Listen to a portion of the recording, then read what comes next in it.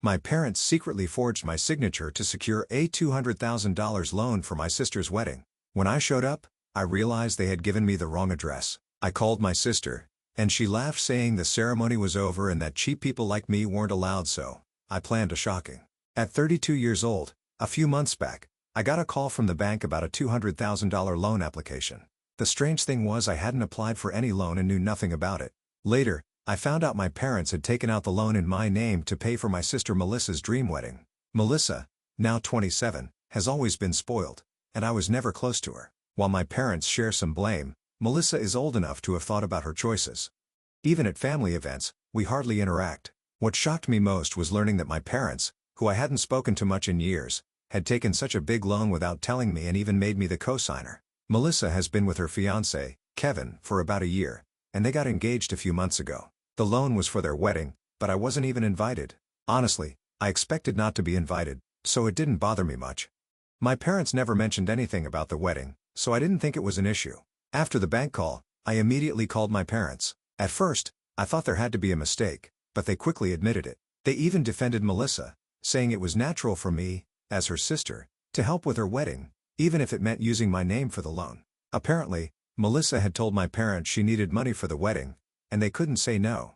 What's surprising is that both Melissa and Kevin have jobs and should be able to afford their own wedding. Still, they claimed they couldn't handle the cost themselves. My parents said Melissa wanted an extravagant wedding, which pushed the expenses too high. They even asked Kevin's parents for help, but they refused and set clear limits. So, why couldn't my parents do the same?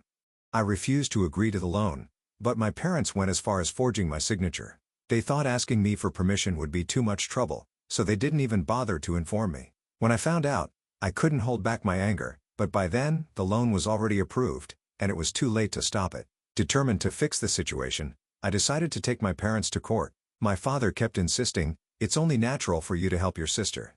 We're family." He tried to guilt me, saying, "Filing a lawsuit will only hurt the family," using my sister as an excuse. After hanging up in frustration, it became clear that my father cared more about Melissa's wedding than the fact that they had committed fraud. That was when I made up my mind. I informed my parents I was taking legal action and prepared to cut ties with them. I called the bank to request copies of the documents related to the loan and began planning my legal steps carefully to minimize any unnecessary fallout. I also consulted a lawyer to fully understand the situation and ensure I was ready for what lay ahead. While reviewing a loan contract, I felt overwhelmed. What stood out to me was the condition that the loan had to be repaid within 3 years, a massive responsibility I never agreed to take on. My parents knew I was planning to start my own business soon.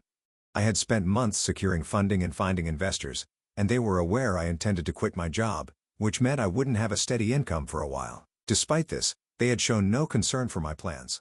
They had dragged me into a situation where even one missed payment could force me to repay the entire $200,000 loan. Feeling betrayed, I decided to take things a step further. I logged onto Facebook and searched for Melissa's fiancé, Kevin. In that moment, something inside me shifted.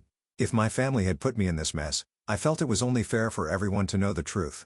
I wrote a detailed message explaining how my parents had taken out a loan in my name, forged my signature, and handled all the paperwork without my consent. I advised Kevin to break off the engagement and think carefully about marrying into a family that could commit such actions. I didn't stop there. I sent the same message to Melissa's friends, relatives, and even my parents.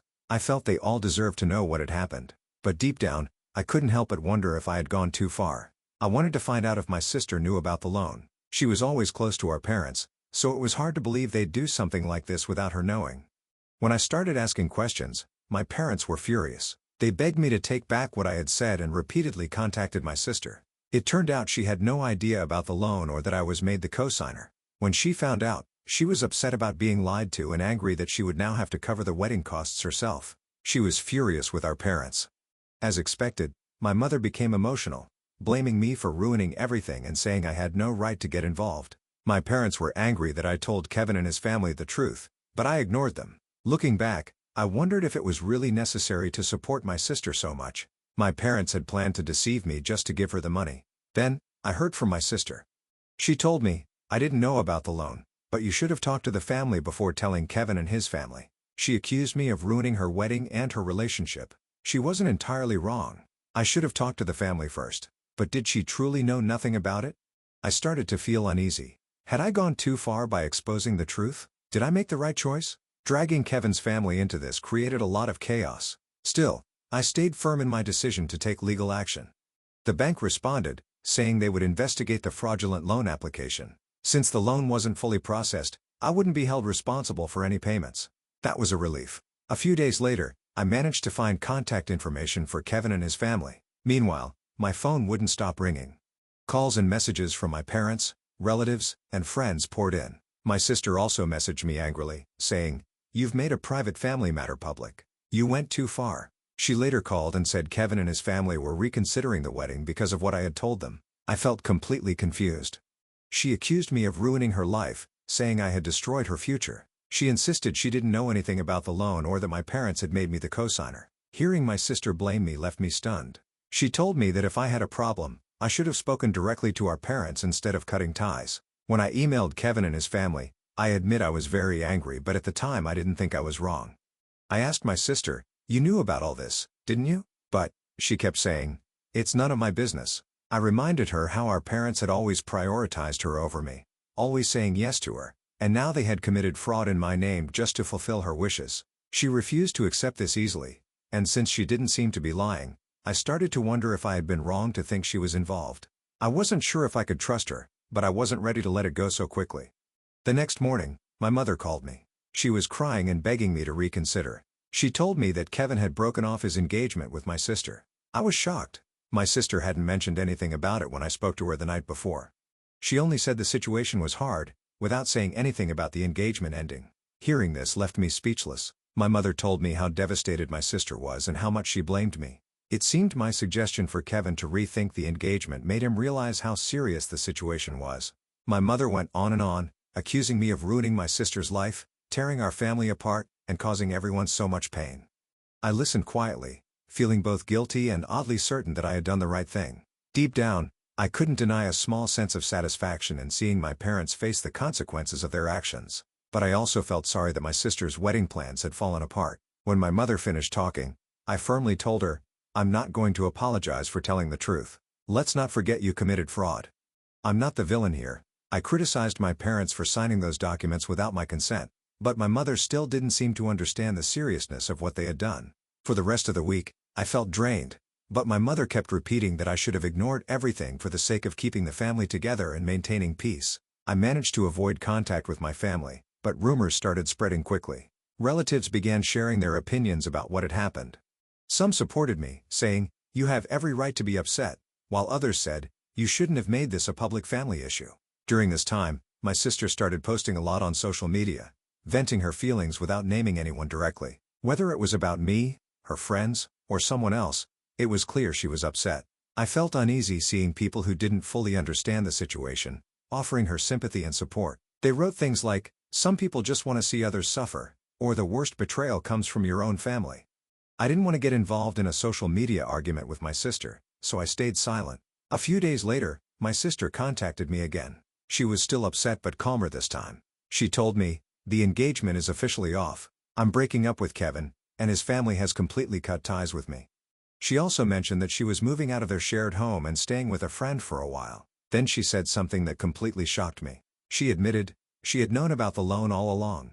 After repeatedly claiming she had no idea and wasn't involved, she finally confessed she had been aware of it from the beginning. "I thought everything would work out once the wedding was over," she said. "I didn't think it would turn into such a big problem." She added that she hadn't expected the bank to contact me directly. When I asked her, "Why didn't you tell me sooner?" she replied, "I was too scared." She admitted they had planned to keep it all a secret for me because they were afraid I would ruin the wedding if I found out. But once Kevin broke off the engagement, she no longer felt the need to hide it. I couldn't believe what I was hearing. For the past week, I had been overwhelmed with guilt, feeling sorry for her situation. But now I realized she had been part of the plan from the start. She seemed upset not because her relationship ended, but because her plan to use the loan had failed. In her anger, she called me a terrible person and immature. I calmly responded, "I don't owe you anything, and I don't need to return any favors." At that moment, I knew I was done with her excuses. I realized how broken our family relationships had become, and I knew there was no fixing them. After talking with my sister, I felt a strange sense of relief, like a weight had been lifted. My family had never truly cared about me, and I no longer felt the need to worry about people who were indifferent to me. But that conversation didn't change the mess left behind. Even though I hadn't spoken to my parents in a while, They kept trying to contact me over the next few weeks. Our relationship only got worse. Relatives called me constantly trying to convince me to drop the lawsuit. They'd say things like, "Aren't they your parents? And isn't there another way to handle this?" They seemed to overlook the fact that my parents had committed fraud and believed legal action was too harsh. I ignored their pleas and stayed focused on gathering evidence with my lawyer. The more I uncovered about what my parents had done, the angrier I became.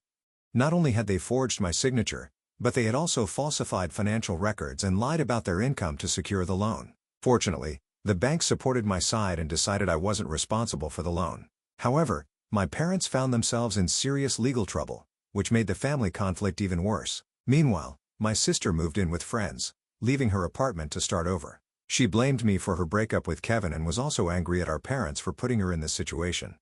One day, I received an email from my Aunt Anna. She had stayed neutral through everything and hadn't gotten involved in the drama. Anna invited me for coffee, and since she wasn't the type to cause trouble, I decided to accept. When we met, she asked how I was doing. Talking to someone who wasn't trying to manipulate me felt comforting, and I appreciated her genuine concern. We talked about the recent events, and then she brought up my parents. "Your parents seem very shaken right now," she said, stirring her coffee. "They're worried about what might happen if this goes to court. But honestly, they should have thought about that before committing fraud. I suppose they didn't expect you to take things this far," she added with a knowing nod. Her words made me feel more determined not to let my parents trample over me again. Then she asked, "I understand how you feel, but what do you really want? Do you want a sincere apology, or do you want your parents to face the consequences of their actions?" Her question caught me off guard. "I just wanted to understand your ultimate goal," she said kindly. I realized I hadn't thought about things from that angle before. Part of me just wanted to be free of this mess, while another part felt my parents needed to face the consequences of their actions. "Maybe I just want them to understand they can't treat me this way anymore," I said slowly. I wanted it to be over, but I didn't know how to get there. My parents had always favored my sister, no matter what, and this time, they had gone too far. I couldn't just ignore it. Anna nodded slightly. "I completely understand how you feel," she said, "but that's not how your parents see it. To them, they see you as the one causing all the problems." Her words stung, but I appreciated her honesty. Deep down, I already knew this was how my parents thought. As Anna said, they would never admit their mistakes. She hugged me and encouraged me. "Stay strong," she said. "You're not wrong in how you feel. Even if your parents can't admit their faults, what you're doing shows more integrity than anything they've done to you." After our talk, I spent a lot of time thinking about what I truly wanted. While I knew my decision might put more strain on the family, I started to wonder if taking this to court was the right path or if there might be another way to resolve it. A few days later, my lawyer called with news. My parents' attorney had proposed an out-of-court settlement. Hearing this made me anxious. My parents were willing to pay a significant amount of compensation if I agreed to drop the lawsuit. I wanted to move forward, but I wasn't sure if I should forgive them so easily. The settlement offer was more than enough to avoid a lengthy legal battle while still holding them accountable financially. With my lawyer, I carefully reviewed the details. The money would ease my financial worries and give me the freedom to focus on my business, freeing me from the stress that had weighed me down for so long. But even as I considered accepting the offer, a part of me worried it might make my parents think I had forgiven them. Still, this settlement felt like a small victory. In the end, it gave me a chance to move on and focus on my future. I decided to accept the offer, agreeing to drop the lawsuit in exchange for my parents paying the compensation. While this resolved my immediate issues, my parents still faced fraud charges from the bank. It wasn't the perfect outcome, but once the paperwork was completed and everything was finalized, I felt a sense of relief. With the lawsuit behind me, I no longer had to worry about the mess. However, this decision changed my relationship with my family forever. The tradition of spending holidays together was gone, and after this, there would be no more family gatherings. I thought I'd feel at peace, but instead, it felt like we had become strangers, tied only by blood and a shared past. The settlement gave me the freedom to focus on starting my new business, which was a positive step forward. Yet, it was hard to fully let go. Even weeks later, the events replayed in my mind, and I had to accept that my relationship with my family would never be the same. Though they were still alive, it felt as if I had lost them forever. I didn't want to reach out, and I knew they wouldn't either. One evening, while I was working late in my new office, I received an email from my Aunt Anna. She simply asked, "How have you been?" It surprised me since we hadn't spoken since our last meeting weeks ago. In her email, she wrote, "I know this has been hard, but don't carry it all on your own." Her words touched me more than I expected. Somehow, she seemed to understand that I was struggling. I realized how isolated I had become, losing friends and distancing myself from my family. Her message meant more to me than I could explain. I didn't know how to fix my relationship with my family, but I decided I didn't have to carry the burden alone. A few days later, we met again at the same cafe. When I felt more at ease, Anna looked at me kindly and said, "Family isn't always about blood ties." Her words stayed with me as I thought about the settlement. Even though the money allowed me to move forward, I still felt conflicted about accepting it. I hadn't fully let go of my anger toward my parents. "Family is something you choose," she continued. "It's okay to find others who'll support you. You don't have to hold on to the past, even if your sister or parents aren't in your life anymore." Her words resonated deeply. Letting go of family, even after all the hurt, felt like erasing years of trying to gain their approval, something that had shaped much of who I was. That day, I realized it was okay to move forward without holding on to the past and that I could create a new kind of family for myself. I thought moving on was impossible, but as Anna said, I didn't have to stay stuck in the past. With her support, I was able to start a new life without depending on the people who had hurt me. It wasn't easy, but it wasn't impossible either. Several weeks passed, and I used the settlement money to establish my own company. I hired employees and started taking on challenges that were meaningful and manageable. Slowly, my days became fulfilling. Work had become my new passion, and for the first time in a long while, I felt hopeful about the future. One evening, as I was heading home from work, I got a call from an unknown number. Something about it made me uneasy, like the past wasn't ready to let go of me just yet. I answered the call, and it was my sister. "I want to talk to you one more time," she said. Her voice was calm, which surprised me. I hadn't spoken to her since her engagement was called off, so hearing from her again left me unsettled. She continued, "I just found out that our parents are selling the house. I thought you should know." Her tone sounded heavy. "You probably don't want to hear this from me, but our parents are in debt. They've run out of money." Her words left me speechless. I didn't know how to respond. "They lost everything because of what happened with you," she said, then added quietly, "but I've realized this is the result of their own actions. I feel a little guilty, but our parents brought this on themselves with their fraud." She paused before saying, "I don't feel responsible for their financial mess, but I don't know what to do either." I couldn't figure out what my sister wanted from me. She had been staying with a friend, but it seemed that situation had gone sour too. Was she looking for sympathy, or was she asking for help? Finally, I replied, keeping my tone calm, "I know this is a tough situation. I don't think there's much I can do though. Our parents made their choices, and those choices led to this." "What did our parents want?" she asked immediately. I wasn't trying to start an argument, but her question caught me off guard. For the first time, I noticed a sensitivity in her voice, a sign she was trying to understand the consequences of their actions. I still wasn't sure what she expected, but I knew where I stood and where I needed to go from here. I had rarely seen my sister so unsettled. The sister who had always been spoiled and raised to feel entitled now sounded anxious and unsure. "You need to figure this out for yourself," I said gently. "Try to handle it with as much kindness as you can." For years, I tried to talk with our parents, but I eventually realized I had to follow my own path. "Maybe it's time for you to find your own path too." There was a long silence on the other end of the line before she finally replied, "Yes, maybe it is." After that, we said little else and ended the call. I wasn't entirely sure how I felt in that moment. A few weeks later, I heard that our parents had sold the house and were planning to move into a smaller one.